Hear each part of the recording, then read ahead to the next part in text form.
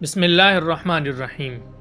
تاریخ کی بلند و بالا فصیلوں پر کچھ نام ایسے چمکتے ہیں جن کا ذکر وقت کے دھارے میں گونجتا رہتا ہے۔ سلطنت عثمانیہ کی بنیاد کی بات ہو تو ایک عظیم خواب کی کہانی شروع ہوتی ہے۔ ایک ایسا خواب جو ارطغرل الغازی نے اپنی دور اندیش نظر اور غیر معمولی بصیرت سے دیکھا۔ یہ خواب ایک ایسی ریاست کا تھا جو طاقتور، منصف اور انسانیت کے اصولوں پر مبنی ہو۔ یہ خواب صرف ایک خیال نہ تھا بلکہ ارطغرل نے اپنی تمام زندگی اسے عملی شکل دینے کے لیے وقف کر دی۔ جب ارطغرل الغازی اس دنیا سے رخصت ہوئے تو یہ خواب ان کے بیٹے عثمان غازی کے کندھوں پر منتقل ہوا۔ عثمان ایک غیر معمولی شخصیت کے حامل تھے۔ اپنے والد کے خواب کو عملی بنیادیں فراہم کی، لیکن خوابوں کی عمارت کی تعمیر کے لیے صرف بنیاد کافی نہیں ہوتی، اس کی تکمیل کے لیے کسی ایسے معمار کی ضرورت ہوتی ہے جو اسے حقیقت کی بلند چوٹیوں تک لے جائے۔ یہی وہ کردار تھا جو اورحان غازی نے ادا کیا۔ اگر ارطغرل غازی اس خواب کے تخلیق کار تھے اور عثمان اس کے بنیاد گزار، تو اورحان وہ عظیم معمار تھے جنہوں نے اس خواب کو حقیقت کی شکل دی اور دنیا کو سلطنت عثمانیہ کے نام سے روشناس کروایا۔ اورحان غازی نے نہ صرف اپنے آباء و اجداد کے خوابوں کو عملی جامہ پہنایا بلکہ اس سلطنت کو اس قدر مضبوط اور منظم بنایا کہ یہ صدیوں تک ایک ناقابل شکست قوت بن کر دنیا پر حکمرانی کرتی رہی۔ یہ کہنا مبالغہ نہیں ہوگا کہ اگر اورحان نہ ہوتے تو شاید سلطنت عثمانیہ کا عروج ممکن نہ ہوتا۔ اورحان غازی کا عہد صرف ایک جنگجو کی کہانی نہیں بلکہ ایک حکمت سے بھرپور رہنما کی داستان ہے۔ وہ ایک ایسا ذہین اور غیر معمولی حکمران تھا جس نے اپنے والد کی جنگی مہارتوں کو نہایت عمدگی سے اپنایا اور انہیں اپنی غیر معمولی ذہانت کے ساتھ مزید نکھارا۔ ان کی سب سے بڑی خصوصیت یہ تھی کہ وہ ہر صورتحال کا تجزیہ کر کے بہترین فیصلہ کرنے کی صلاحیت رکھتے تھے۔ انہوں نے بچپن ہی سے اپنے والد عثمان غازی کے ساتھ جنگی مہمات میں حصہ لیا اور عملی تجربہ حاصل کیا، لیکن ان کی ذہانت کا کمال یہ تھا کہ وہ جنگ کے ساتھ ساتھ حکومتی معاملات کو بھی نہایت باریکی سے سمجھتے تھے۔ ان کے فیصلے ہمیشہ طویل مدتی نتائج کو مد نظر رکھ کر کیے جاتے جو ان کی بصیرت کا ثبوت تھے۔ اورحان غازی کی جنگی کامیابیاں ان کے کردار کا سب سے نمایاں پہلو ہیں۔ ان کی قیادت میں سلطنت عثمانیہ نے اپنے قدم مضبوط کیے اور اپنی حدود کو نہایت حکمت کے ساتھ وسعت دی۔ اورحان کی سب سے بڑی جنگی کامیابی بورسا کی فتح تھی۔ یہ شہر نہ صرف ایک مضبوط قلعہ تھا بلکہ تجارتی اور اقتصادی مرکز بھی تھا۔ اس کی فتح سلطنت عثمانیہ کے لیے ایک سنگ میل ثابت ہوئی کیونکہ اس کے بعد سلطنت کو ایک ایسا دارالحکومت ملا جہاں سے وہ اپنی حکومتی و عسکری سرگرمیوں کو منظم کر سکتی تھی۔ بورسا کی فتح کے بعد اورحان غازی نے یورپ کی جانب پیش قدمی شروع کی۔ ان کی ذہانت اور جنگی مہارت نے دشمنوں کو بار بار شکست دی اور سلطنت کے لیے بلقان کے دروازے کھول دیے۔ ان کی یہ کامیابیاں اس بات کا ثبوت ہے کہ وہ نہ صرف ایک بہادر سپاہی تھے بلکہ ایک ماہر جنگی حکمت عملی ساز بھی تھے۔ اورحان غازی کی حکمرانی کی سب سے بڑی خصوصیت یہ تھی کہ انہوں نے صرف جنگوں پر توجہ نہیں دی بلکہ ریاست کے نظام کو مضبوط اور منظم کرنے میں بھی اہم کردار ادا کیا۔ اورحان نے اپنی فوج کو ایک باقاعدہ نظام میں ڈھالا اور سپاہی نظام متعارف کرایا جو بعد میں عثمانی فوج کی مشہور ینیچری یعنی جانیساریز نظام کی بنیاد بنا۔ یہ پیشہ ور فوج نہ صرف سلطنت کی سرحدوں کی حفاظت کرتی بلکہ نئی فتوحات کے لیے بھی ہمیشہ تیار رہتی۔ انہوں نے عدل و انصاف کے نظام کو مضبوط کیا اور قاضیوں کا تقرر کیا تاکہ عوام کو فوری اور منصفانہ انصاف فراہم کیا جا سکے۔ یہ عدالتی نظام سلطنت عثمانیہ کی کامیابی کا ایک اہم ستون ثابت ہوا۔ اورحان نے سلطنت میں تعلیمی ادارے قائم کیے اور علماء و مشائخ کی سرپرستی کی۔ ان کی سرپرستی میں کئی مدارس اور مساجد تعمیر ہوئے جو نہ صرف دینی تعلیم کا مرکز بنے بلکہ علمی ترقی کے لیے بھی اہم کردار ادا کیا۔ اورحان غازی کی قیادت میں سلطنت عثمانیہ نے نہ صرف جغرافیائی وسعت حاصل کی بلکہ ایک مستحکم اور منظم ریاست کی صورت اختیار کی۔ انہوں نے ارطغرل اور عثمان کے خواب کو اس قدر مضبوط اور حقیقت میں بدلا کہ وہ خواب آنے والی نسلوں کے لیے روشنی کا مینار بن گیا۔ اورحان غازی کی زندگی ہمیں یہ سبق سکھاتی ہے کہ خوابوں کو حقیقت میں بدلنے کے لیے صرف خواہش کافی نہیں بلکہ حکمت، محنت اور قربانی کی ضرورت ہوتی ہے۔ ارطغرل کے خواب اور عثمان کی بنیاد پر کھڑی کی گئی عمارت کو اورحان غازی نے اپنی ذہانت، شجاعت اور قیادت سے ایک ایسی سلطنت میں تبدیل کر دیا جس کی گونج تاریخ کے اوراق میں ہمیشہ سنائی دے گی۔ اس عظیم شخصیت کو سلطنت عثمانیہ کا حقیقی بانی کہنا تاریخ کے ساتھ مکمل انصاف ہے۔